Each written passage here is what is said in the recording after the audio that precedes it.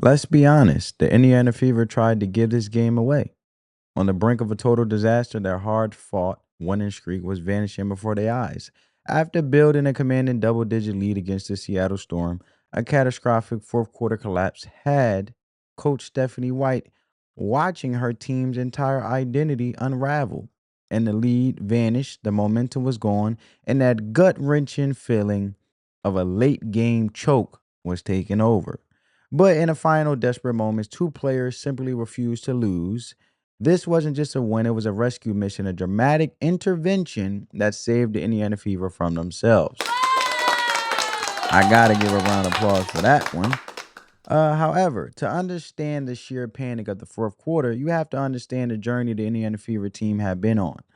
They walked into Seattle for this August 3rd, 2025 matchup as one of the hottest teams in the WNBA.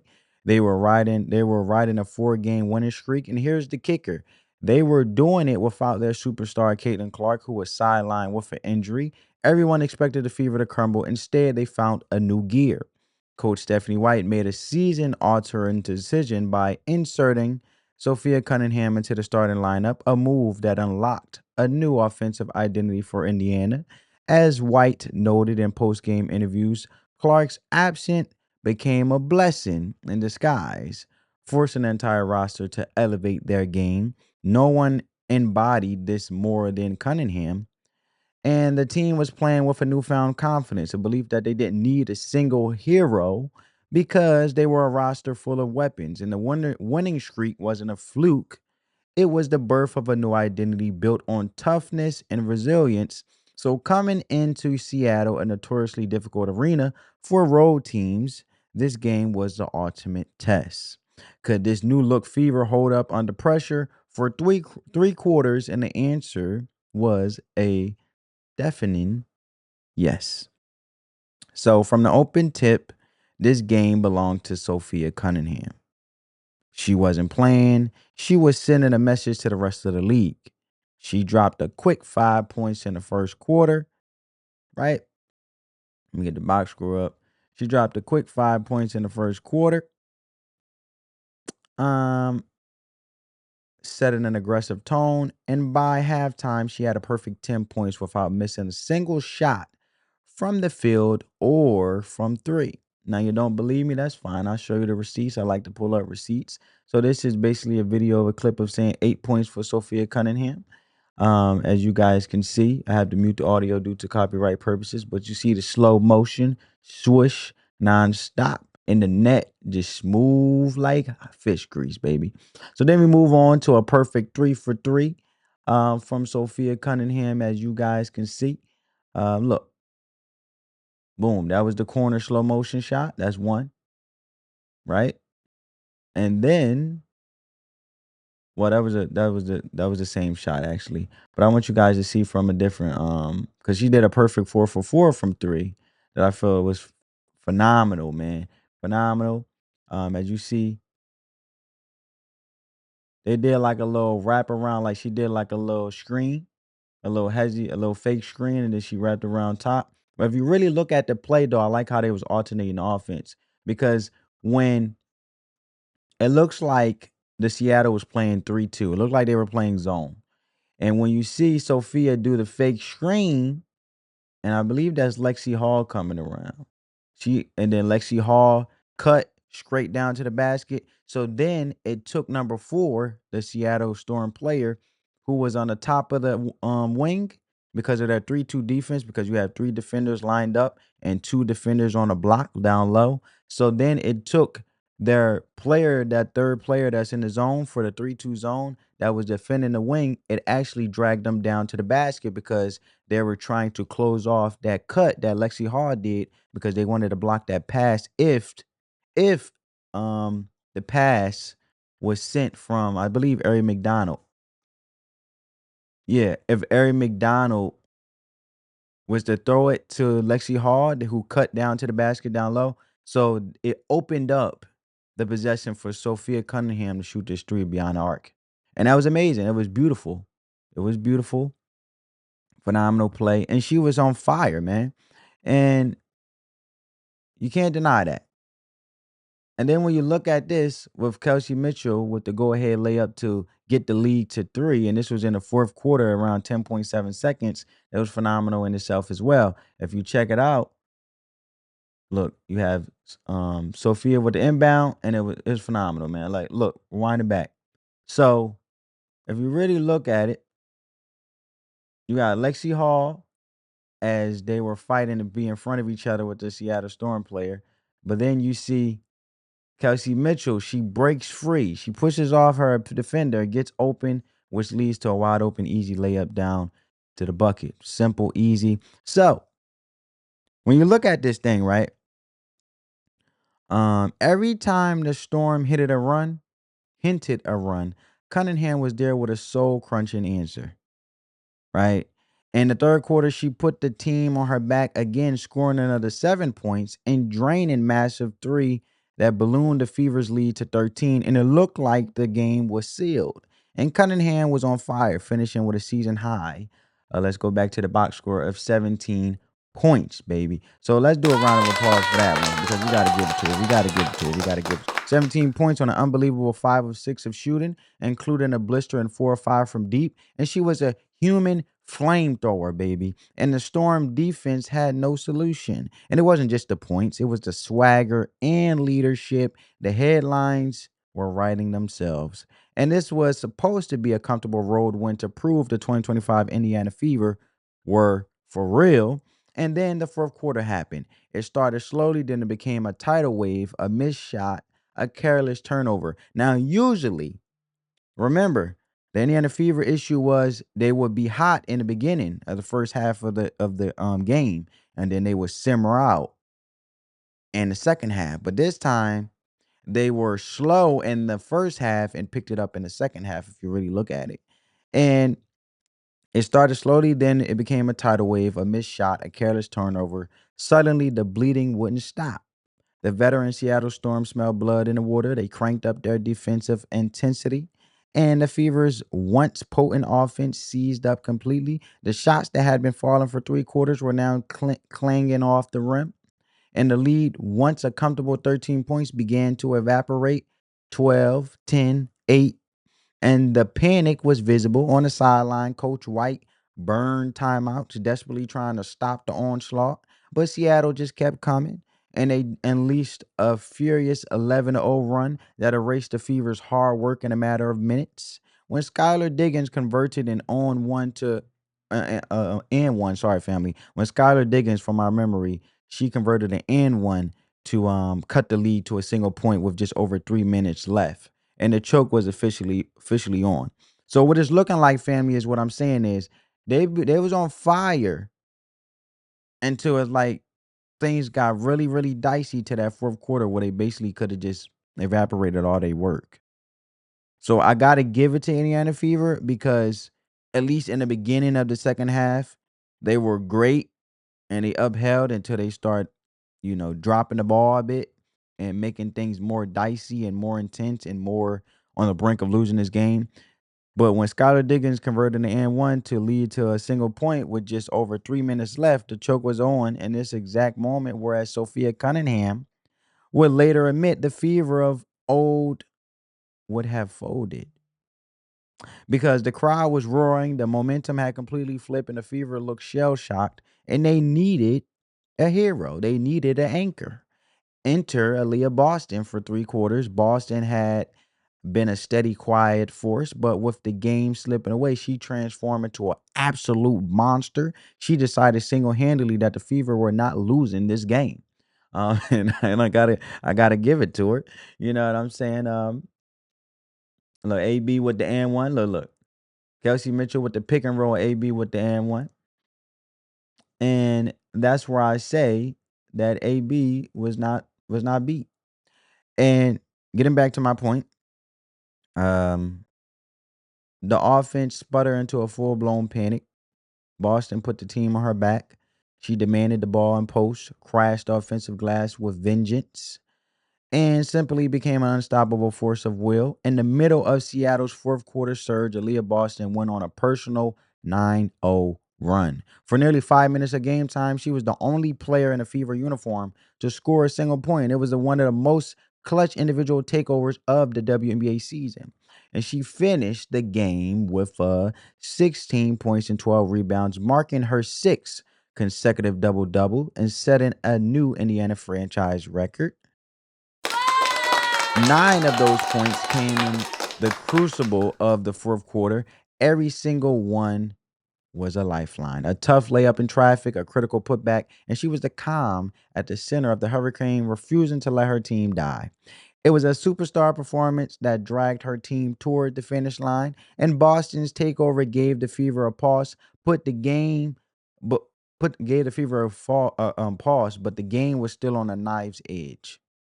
And when I really recall, Seattle clawed back one last time, making it a one possession game in the final seconds, and this is where the rescue became a true team effort because Kelsey Mitchell, who had struggled with her shot all night, hit a gusty jumper to create a crucial buffer. And then after Seattle failed to tie the game, it was Aliyah Boston who fiddly sealed the 78-74 win at the free throw line. And in her post-game press conference, a visibly relieved Stephanie White admitted her stomach was doing flips, baby. You don't believe me? You ain't gotta believe me.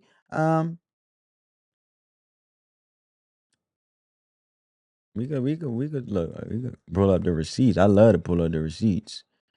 Let's see. Let's see.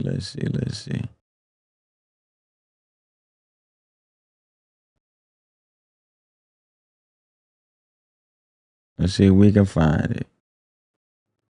Let me see.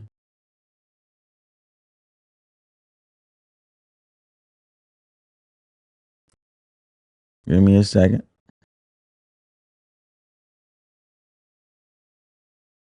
Let me see. Actually, let me see if I can pull up the video of the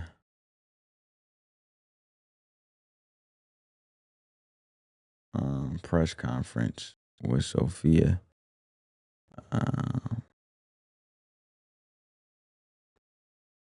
Seattle Storm. Give me a second, family. We do this in real time. Here we go. I got you. Relax.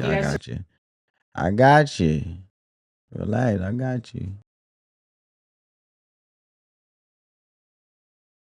An 11-0 run by Seattle in the final 5 minutes. Just kind of how gutsy was that to pull that out? We were very gutsy, every win ain't gonna be pretty. So I'm happy that we kept our composure even though Seattle went on an 11-0 run. We've been through situations like that, but at the end of the day we just stayed together and we talked about it and we moved on to the next play. I also think it shows the growth that we've had as a team because early in the season we were just so inconsistent, and if teams were to do that, we would normally lose those games, but it just shows that we're getting closer, we're trusting each other, and I think that's the biggest part is trusting and knowing that we can win those games even if they go on runs. To your point about the consistency, yeah. There's been a lot of ups and downs in the WNBA this season. To take care of business in a winning streak like this, what does that sort of say about how this team's coming together?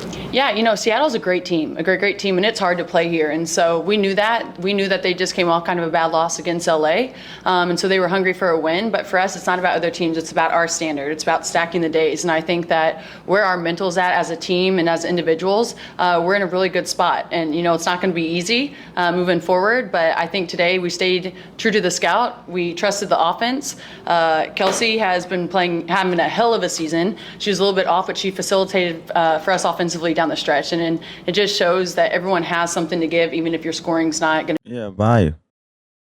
That's be true. there. But I don't know. I'm just proud of our team, and I'm proud that we stacked today. Anything else? Easy. Woo, easy peasy. Thank you, guys. Well, there you have it. That was basically it. I don't know. You guys survived that. I think it was an 11-0 run by Seattle in the final 5 minutes. Just kind of how gutsy was that to pull that out? We were very gutsy, every win ain't gonna be. All right, so we just leave it at that. But you can see, basically, Stephanie White. It was Stephanie White, not Sophia. Stephanie White admitted her stomach was doing flips. Sophie talked about how if this was May or June, you guys might not have been able to pull out this game, especially with Seattle's 11-0 run. Just what does it say to the growth the team has had and how they're able to kind of find a little bit of consistency in this game? I think it says a lot. They handle situations and how we handle runs. We stayed neutral. We didn't get too high. We didn't get too low. Like, look, this league is tough, and teams are going to make runs. And this is a veteran team in Seattle who understands the ebbs and flows of a game and made plays when they needed to make plays. And I was proud of our group for how we stayed, not just together, because we always stay together, but how we stayed even. And we came down and we went to the next play. We made some big plays in key moments that allowed us to win the ball game. I think there was one last year, but I think this ties the longest winning streak since like the catch era. What does it say to be able to do that without Kayla? I think it says a lot about this group. I mean, we've got to move forward. Are part of it. I think I said it early when C was out the very first time. While we don't like it, sometimes it can be a blessing in disguise because everybody else finds themselves, right? And no one is afraid to make the big play, offensively or defensively. And so I think it's just, we got a really good group that's unselfish, that want to win, that play well together and for each other. And when one person doesn't have it, somebody else does. And I think it makes this really, really difficult to scout when that happens. Will you talk about how how the team felt Dominique Malonga's presence today? Everything she did doesn't show up on a stat sheet, but would you talk about how you guys felt her? Aggressive when she gets a challenge for us, and that's a young player, definitely a challenge for her, understanding where she's going to go that and her length to get to her spots and might not be the right word, but just demanding the ball. Sophie talked about how if this was May pull out this, the team is consistent. They know one another a little bit better now. We're maturing in how we handle. Get too high, we didn't get too low. Like, we stayed neutral. We've got a great mix of. You talk about doing a great job of understanding where she's going to be. She came into this league predominantly. She's all year long. Mike was doing flips there. There we go. Sidelines in Seattle. I knew I was going to find it. I couldn't remember where it was at. Last 30 seconds. Yeah, my stomach was doing flips there. I felt like they did a really good job of executing. We didn't do quite as good a job of anticipating action and communicating screens. We got fortunate that they didn't fall. So there you have it. There you have it. So her stomach was doing flips. Stephanie White admitted that, praising her team for finally finding composure and moving to the next play. And that composure was a direct result of leadership from Cunningham and Boston, who refused to let the collapse be the final story. And this wasn't a win delivered by one player. It was a rescue executed in stages. It was Sophie Cunningham's first half explosion that built this lead, and it was Aliyah Boston's fourth quarter dominance that stopped the bleeding.